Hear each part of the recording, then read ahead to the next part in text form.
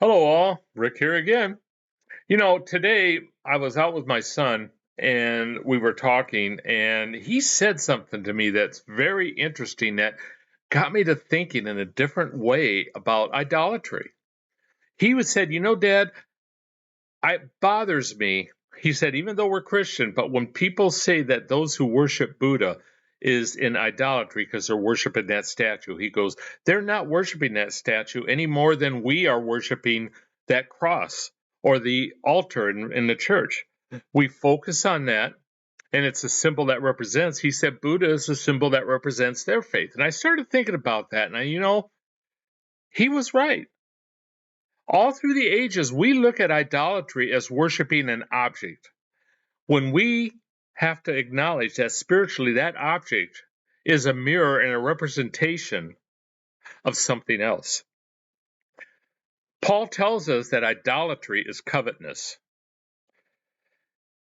Basically, the seed of all idolatry and the central element of all idolatry is us. What's good for us? And we will focus on anything that will give us what we want, give us the desires that we crave. And if that means making a statue, that's what we'll do. If that means forming a group or an organization to get us what we want, that's what we'll do. If that means supporting a political party so that we can get what we want and our desires, that becomes our idol. And it's not the statue, the party, the organization, or what have you that we're actually worshiping. It is us, ourselves. That is the root core of all idolatry. And that's why I talk about worldly Christians being in religious idolatry. Because they look at Jesus and they say they worship Jesus, when in fact they're worshiping the idea of who they think Jesus should be so that they can get what they want. They're still living in the world. Now, that doesn't mean everybody who is a worldly Christian is an idolatry. Most all Christians have been called of God.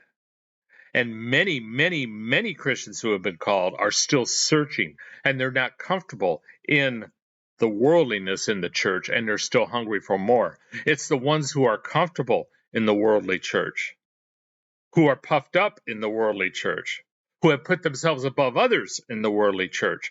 Those are the ones who are in idolatry. Great chance to reflect on what it is you believe and what you trust in your walk with Christ. Until next time, God bless.